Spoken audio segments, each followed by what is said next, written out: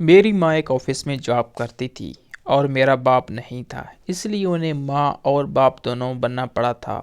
اس لیے ان کے پاس زیادہ وقت نہیں ہوتا تھا کہ مجھے وقت دے سکے۔ وہ میری ضروریات پوری کرتی تھی لیکن وقت نہیں دیتی تھی، اور شاید یہی کمی تھی۔ میں نے لڑکوں سے دوستی شروع کر دی۔ گناہ ثواب کا تو اس وقت معلوم نہیں تھا، اس لیے گناہ کی ساری حدیں پار کر لی اور میں حاملہ ہو گئی۔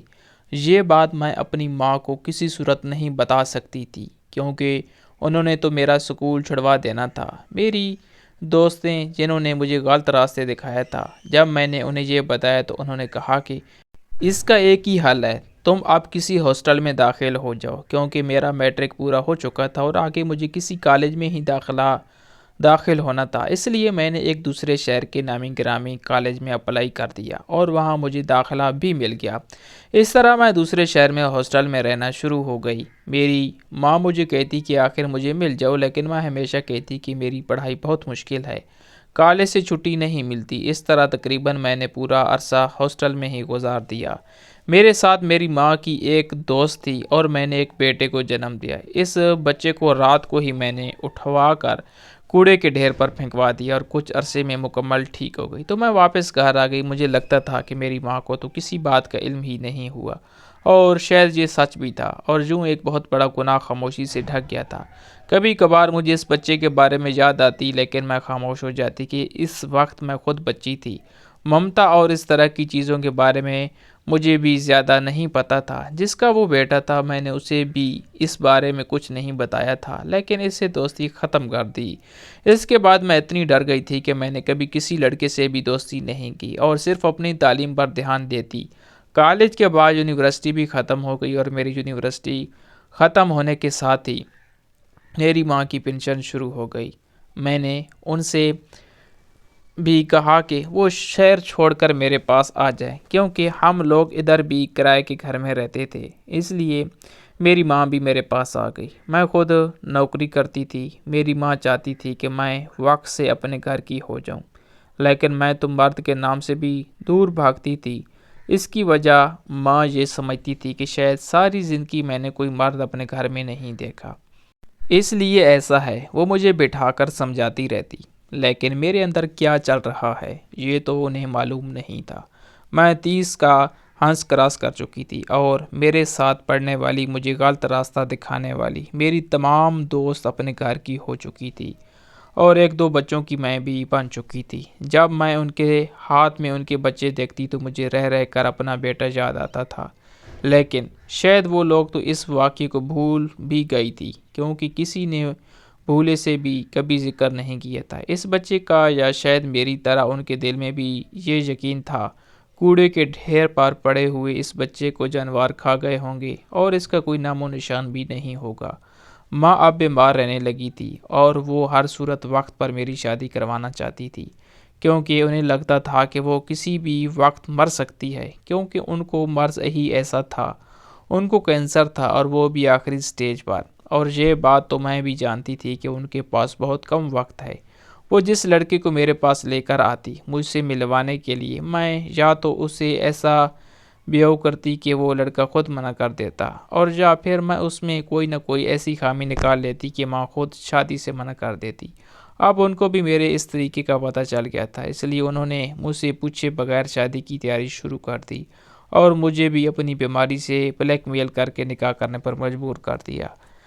میں بھی ماں کی محبت کے ہاتھوں مجبور تھی، اس لیے میں نے شادی کے لیے ہاں کر دی۔ شادی سادگی سے ہوئی اور اس میں صرف ڈر میں تھی کہ یہ شادی بننے سے پہلے کہیں ٹوٹ نہ جائے، کیونکہ مجھے وقت نے سکھا دیا تھا کہ جب بیٹیاں کوئی غلطی کر کے گھر آتی ہیں تو ماں کو پتہ چل جاتا ہے، لیکن وہ خاموش رہتی ہے۔ یہی بیٹیاں جب بیائی جاتی ہیں تو شادی کی پہلی رات ہی ان کے شوہر کو پتہ چل جاتا ہے اور وہ کبھی بھی خاموش نہیں ہوتا، اور چاہے وہ گناہ کیے کتنا ہی سال گزر چکے ہوں، پلٹ کر ضرور آتا ہے اور زندگی تباہ ہو جاتی ہے۔ مجھے یہی ڈر تھا جس کی وجہ سے شادی نہیں کرنا چاہتی تھی، لیکن شادی کے دن میں نے خود کو دھماکے کے لیے تیار کر لیا۔ اگر شوہر نے اس طرح کا کوئی سوال کیا تو میں اسے صاف جواب دے دوں گی۔ اس کے بعد اگر اس نے مجھے چھوڑ دیا تو کوئی بات نہیں، کیونکہ میں اتنی خود مختار تو تھی کہ ساری زندگی کے لیے گزار سکتی تھی۔ شادی کی رات مجھے میرا شوہر ایک اپارٹمنٹ میں لے کر آیا۔ میں تو اس سے ملی نہیں تھی، اس کے بارے میں کچھ بھی نہیں جانتی تھی سوائے نام کے، اور وہ بھی مجھے نکاح کے وقت پتہ چلا تھا۔ اس لیے مجھے حیرت ہوئی کہ مجھے گھر میں لے کے جانے کی بجائے یہاں کیوں لایا ہے، لیکن خاموش رہی، کیونکہ میرے ساتھ اس کے کچھ دوستوں کی بیویاں تھیں اور انہوں نے مجھے کمرے میں پہنچایا تھا جو بہت اچھے سے سجا ہوا تھا، لیکن مجھے کچھ بھی اچھا نہیں لگ رہا تھا۔ آنے والی وقت سے ڈر رہی تھی اور یہ سوچ رہی تھی کہ اگر میرا ڈر صحیح نکلا اور اس شخص نے مجھے چھوڑ دیا تو نہ جانے میری ماں پر کیا بیتے گی۔ پہلے تو صرف ایک فکر تھی کہ بیٹی کی شادی نہیں ہو رہی، اگر میں طلاق کا داغ لے کر گھر چلی گئی تو وہ زندہ نہیں رہے گی۔ میں نے سوچ لیا اس نے مجھے طلاق دے دی تو بھی میں ماں کو پتہ نہیں چلنے دوں گی، اس انسان کو کسی طرح بھی راضی کر لوں گی کہ کچھ عرصہ ماں کے سامنے اس سب کا ناٹک کر لے، کیونکہ ڈاکٹرز نے میری ماں کی زندگی سے جواب دے دیا تھا اور اب یہ ایک حقیقت تھی کہ کسی وقت بھی وہ مر سکتی تھی۔ یہ ساری باتیں تو میں سوچ رہی تھی، وہ کیا کہے گا یہ معلوم نہیں تھا۔ اسی وقت دروازہ کھلا اور میرا شوہر کمرے میں آیا۔ میں آنے والے وقت کے لیے خود کو تیار کرنے لگی، اس نے میرا گھونگھٹ اٹھایا اور میری نظر اس پر پڑی۔ وہ مجھے یوں لگا جیسے وقت رک گیا ہو اور اس کے بعد مجھے کچھ بھی ہوش نہیں رہا۔ جب ہوش آیا تو میں اسی بستر پر لیٹی تھی، وہ میرے پاس بیٹھا تھا، کمرے میں ڈاکٹر بھی تھا۔ مجھے ہوش میں آتے دیکھ کر ڈاکٹر تو اپنا بیگ اٹھا کر چلا گیا۔ میرا شوہر اسے چھوڑنے کے لیے گیا تو میں نے اٹھ کر فوراً اندر سے دروازے کو لاک لگا دیا۔ میں دوبارہ اس کی شکل بھی نہیں دیکھنا چاہتی تھی۔ مجھے بالکل یقین نہیں آ رہا تھا کہ یہ میرا شوہر ہے، اور یہ بھی کیسے ہو سکتا تھا۔ میں نہیں جانتی تھی میری ماں نے بغیر بتائے نکاح کیا ہے، لیکن وہ تو میرے بارے میں جانتا ہوگا، وہ کیسے مجھ سے نکاح کے لیے حامی بھر سکتا ہے۔ میں بیٹھ کر یہی سوچ رہی تھی اور مسلسل روئے جا رہی تھی، کیونکہ کوئی بھی شخص ہوتا اس کو راضی کر لیتی، لیکن اس شخص کو طلاق نہ دینے کے لیے راضی کرنا تو ایک طرف میں تو اس سے بھی بات نہیں کرنا چاہ رہی تھی اور میں کر بھی نہیں سکتی تھی۔ میرے پاس بولنے کو کچھ تھا ہی نہیں، اور مجھے یقین تھا کہ اب اگر اسے میرے بارے میں معلوم نہیں تھا تو مجھے دیکھنے کے بعد کسی صورت قبول نہیں کرے گا۔ اتنے میں دروازہ بجنے کی آواز آئی، وہ مجھے دروازہ کھولنے کو کہہ رہا تھا۔ جب میں نے دروازہ نہیں کھولا تو اس نے اضافی چابی سے خود ہی کھول لیا اور اندر آ گیا۔ تو یہ بچگانہ حرکت دروازہ بند کرنے والی کیوں کی؟ کیونکہ میں جانتی تھی کمرے کی چابی اس کے پاس ہوگی، لیکن کچھ وقت کے لیے بس فرار چاہتی تھی۔ وہ میرے سامنے بیٹھ گیا اور کہنے لگا کہ مجھے دیکھ کر حیران ہو رہی ہو۔ میں نے کہا کیا مجھے حیران نہیں ہونا چاہیے، بلکہ مجھے تو پریشان ہونا چاہیے، میرے ساتھ کیا ہو گیا؟ اس نے کہا کہ جو ہو گیا اچھا ہو گیا، اس لیے تم فکر نہ کرو اور ریسٹ کرو۔ یہ کہہ کر وہ کمرے سے چلا گیا، بلکہ اس کمرے سے کیا اس فلیٹ سے نکل گیا، اور میں وہاں اس کے فلیٹ پہ اکیلی رہ گئی۔ مجھے سمجھ نہیں آ رہی تھی کہ وہ بندہ مجھ سے کھل کر بات کیوں نہیں کرتا، کیونکہ کل ہم نے امی کی طرف واپس جانا ہے، ان کو کیا جواب دوں گی؟ یہ مجھ سے کوئی بات کیے بغیر نکل گیا ہے۔ وہ ساری رات میری بے چینی میں گزری۔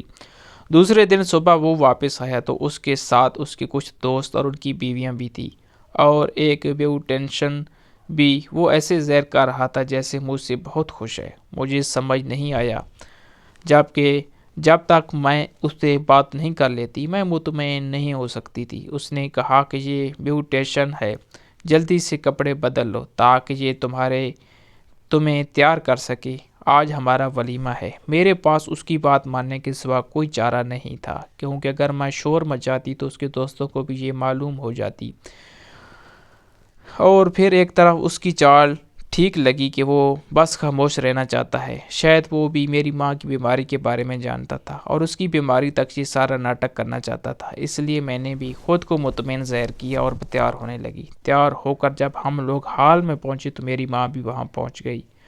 میں نے چہرے پر مسکراہٹ سجا لی۔ مجھے خوش دیکھ کر میری ماں بھی خوش تھی، اور وہ بھی اس طرح پورے حال میں گھوم رہا تھا جیسے وہ شادی سے بہت خوش ہو۔ میں اس جیسی اچھی اداکاری تو نہیں کر پا رہی تھی، لیکن اپنی طرف سے پوری کوشش کر رہی تھی تاکہ کسی کو شک نہ ہو۔ ویسے بھی وہاں میری جان پہچان والوں میں میری کچھ دوستیں اور صرف میری ماں تھی، اس لیے مجھے زیادہ اداکاری کرنے کی ضرورت بھی نہیں تھی۔ ولیمہ ختم ہونے کے بعد مجھے پھر سے فکر شروع ہو گئی، اب مجھے دوبارہ اسی گھر میں جانا پڑے گا، لیکن ماں نے بتایا کہ آج میں ان کے ساتھ جا رہی ہوں کیونکہ یہ رسم ہوتی ہے۔ مجھے معلوم نہیں تھا، لیکن دل ہی دل میں اس رسم بنانے والے کو دعا دے ڈالی اور خوشی خوشی ماں کے ساتھ ان کے گھر چلی گئی۔ وہاں جا کر تو میں سو گئی۔ ماں مجھ سے سوال کرنا چاہتی تھی، لیکن میں نے ان کو مطمئن کر دیا کہ میں بہت خوش ہوں لیکن تھکی ہوئی ہوں، اس لیے سونا چاہتی ہوں۔ وہ رات اپنے کمرے میں اپنے بستر پر سکون سے گزری، لیکن وہ سکون تب ختم ہوا جب دوسرے دن دوپہر کو مجھے واپس لینے آ گیا۔ ماں کے سامنے جانے سے انکار تو نہیں کر سکتی تھی، اس لیے اس کے ساتھ چلی گئی۔ سارا راستہ ہم دونوں نے ایک دوسرے سے کوئی بات نہیں کی، ہم کہیں سے بھی نیا شادی شدہ جوڑا نہیں لگ رہے تھے۔ جب فلیٹ میں داخل ہوئے تو میں نے اسے کہا کہ چوہے بلی کا کھیل بہت ہو گیا، کیا اس نے سچ میں مجھے نہیں پہچانا ہے؟ اور اگر اس نے مجھے پہچان لیا ہے تو ایسا کیوں کر رہا ہے؟ اس نے کہا کہ وہ ہر چیز کی وجہ اس شرط پر بتائے گا کہ مجھے اس کی ساری باتوں پر یقین بھی کرنا ہوگا اور اسے قبول بھی کرنا ہوگا۔ میرے پاس تو اس کے علاوہ کوئی چارہ بھی نہیں تھا کہ اس کی باتوں پر یقین کر لوں، اس لیے میں نے کہا کہ وہ جو بولے گا میں اس پر یقین کر لوں گی، لیکن اب مجھے بتائے کہ یہ سب کیا ہے، کیونکہ وہ کوئی اور نہیں وہی لڑکا تھا جس نے اسکول کے دور میں میرے ساتھ وہ سب کیا تھا، اور اس وقت وہ بھی میری ہی عمر کا تھا، میرا بہت اچھا دوست اور شاید میرے بچے کا باپ بھی۔ میں نے سوچ لیا کہ میں اسے اپنے بچے کے بارے میں بتا دوں گی، لیکن پہلے میں اس کی طرف کی کہانی سننا چاہتی تھی۔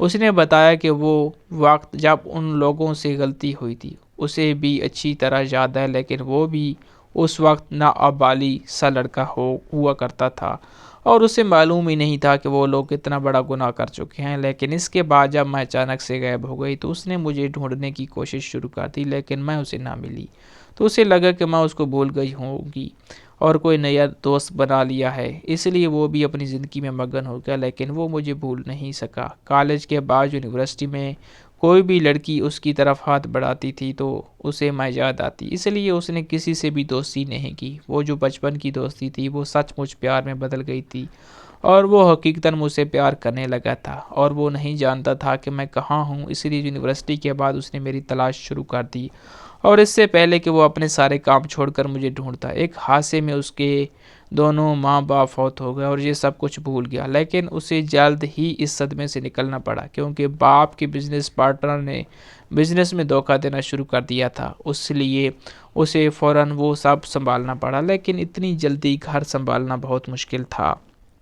اس سب میں اسے بہت سال لگ گئے، اور جب وہ سٹیبل ہوا تو مجھے ڈھونڈنے کا سلسلہ دوبارہ شروع کیا۔ اسے یقین نہیں تھا کہ میں ابھی تک غیر شادی شدہ ہوں، لیکن ایک تقریب میں اسے ہماری مشترکہ دوست مل گئی جس کی وجہ سے ہماری دوستی ہوئی تھی۔ جب میں نے اس سے تمہارے بارے میں معلوم کیا تو اس نے بتایا کہ تمہارے ساتھ کیا ہوا ہے اور یہ کہ تم ابھی تک غیر شادی شدہ ہو۔ میں چاہتا تو تمہارے سامنے آ کر تمہارا ہاتھ مانگ سکتا تھا، لیکن مجھے معلوم تھا کہ تم کبھی بھی مجھ سے شادی پر تیار نہیں ہوگی، اس لیے میں نے اپنے طور پر تمہارے بارے میں معلومات حاصل کرنا شروع کی، اور جب مجھے معلوم ہوا تو تمہاری ماں شادی کے لیے کوششیں کر رہی ہے تو میں ان تک پہنچا اور انہیں ساری حقیقت بتائی کہ میں بچپن میں تمہارا دوست تھا اور ابھی بھی تم سے پیار کرتا ہوں، شادی کرنا چاہتا ہوں۔ لیکن انہوں نے یہ کہہ کر کہ میں اس کے لیے شادی کے لیے تیار نہیں ہوں گی، ضروری ہے کہ ملے بغیر اچانک نکاح کر دیا جائے، مجھے تم سے ملنے کی ضرورت بھی نہیں تھی، اس لیے میں تیار ہو گیا اور یوں ہماری شادی ہو گئی۔ اس دنیا میں اب تمہارے سوا کوئی نہیں ہے۔ میں نے کہا کہ تمہیں باقی تو میرے بارے میں سب کچھ معلوم ہو گیا ہے، لیکن تمہیں یہ معلوم نہیں ہوا کہ ہم دونوں کا ایک بیٹا بھی تھا، مجھے اپنی ماں سے بھی چھپانا پڑا، پیدا کر کے میں نے کوڑے پر پھینک دیا تھا، اور اسی وجہ سے میں وہ شہر چھوڑ کر مستقل طور پر یہاں شفٹ ہو گئی۔ وہ تو یہ سن کر حیران رہ گیا اور کہا تمہیں کم از کم مجھے بتانا تو چاہیے تھا، لیکن اس کو بتانے کا کوئی فائدہ نہیں ہونا تھا، وہ کیا کر سکتا تھا؟ یہ ساری باتیں میں نے اسے بتائی تو وہ بھی خاموش ہو گیا، لیکن وہ چاہتا تھا کہ اس بچے کو ہم ڈھونڈیں۔